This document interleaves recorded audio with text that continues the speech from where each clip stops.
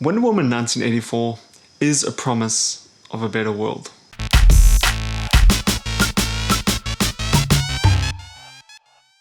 Hey everyone, welcome back to another review. Today we're talking about Wonder Woman 1984, a very, very fun time at the cinema, if I might say so myself. This film once again stars Gal Gadot, Chris Pine, and has some newcomers in the cast this time around with Pedro Pascal and Kristen Wiig. Pedro Pascal and Kristen Wiig played the film's antagonists, the Cheetah and Max Lord, and we obviously have Gal Gadot returning as Dianne Prince and Chris Pine returning as Steve Trevor.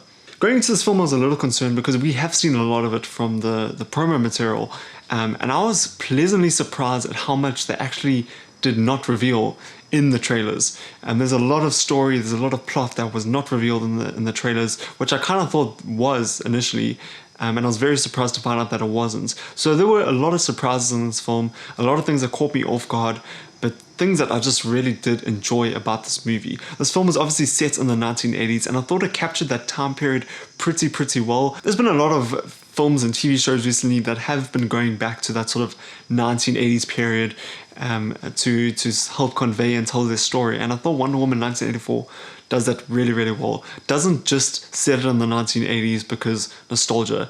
It feels like it deserves to be in that time period, and the story kind of only works in that time period as well, which I really did enjoy. This film was also just very vibrant and colorful and fun and optimistic, and I really did enjoy that. This film does sometimes feel like it has a bit of a Christopher Reeves Superman vibe to it, which I really did enjoy.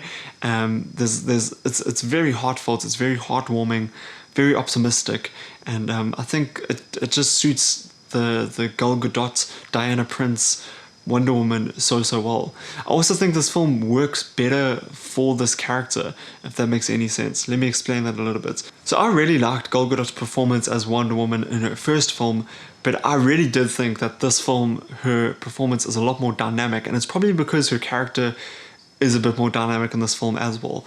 But I really was impressed with Gal Gadot's performance, and once again Chris Pine delivers a really phenomenal performance. His character in this film is kind of like a fish out of water character, so he's not quite familiar with the setting he's in and that sort of stuff. I don't want to get into any spoilers, but I really did think he captured that fish out of water sort of character really well. And once again, his chemistry with Gal Gadot is fantastic. So I really do like Chris Pine. He's one of my favorite actors at the moment, I would say, and I think he once again delivers a very good performance here. Kristen Wiig as one of the antagonists in the film, the Cheetah, I thought was really great as well.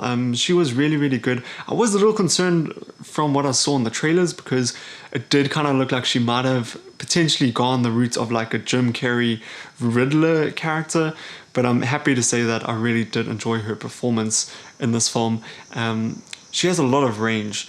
And I think we don't often get to see that because of the roles she usually takes in movies, but I really thought that in this film her performance was extremely dynamic, and I thought she made a very compelling and interesting villain. So I really liked her performance in this movie. There are some people who didn't like her appearance as the Cheetah, so when she is the Cheetah character, they didn't like how she looked. And that is just like a character design flaw for some people, but I personally did not mind it at all. I thought it was fun. I don't see how else they could have improved her look in the movie, it really didn't bother me that much. Pedro Pascal is also in this movie, and I obviously am a huge fan of Pedro Pascal right now because of his extremely great but subtle performance in The Mandalorian. This is the way. And in this film, he kind of almost does the opposite, where he is just absolutely crazy and he just gives this performance his all.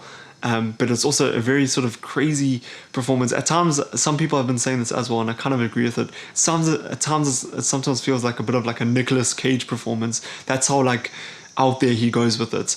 And I really thought he was a very interesting villain.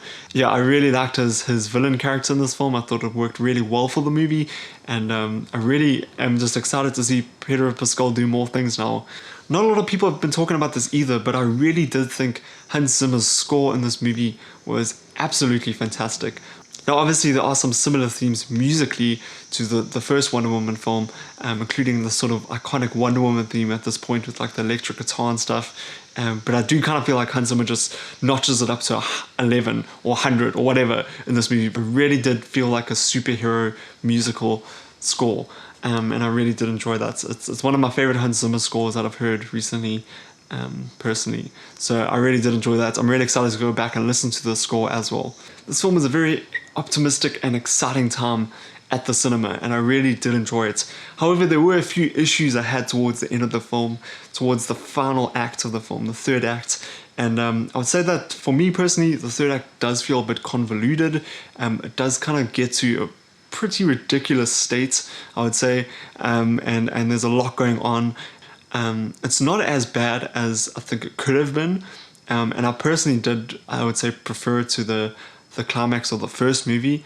But I can definitely see people having an issue with this third act, and I had a slight issue with it. But I would say the rest of the film definitely does make up for this. And what I did also just really like about this film is that there are some really great character moments, some really intimate moments that we sometimes don't often get to see in these high-scale, big-budget, superhero films, these blockbuster films. We don't always get those character moments, and I think Wonder Woman 1984 has a lot more of those moments than I thought it was going to have. And it definitely makes me care more about this Wonder Woman character and the other characters in the movie as well.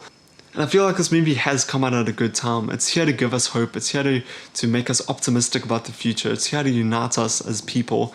And I really did enjoy that aspect of the film. This film is showing in select theaters from the 16th of December, which was yesterday, and it will be on HBO Max for the countries that have that on the 25th of December.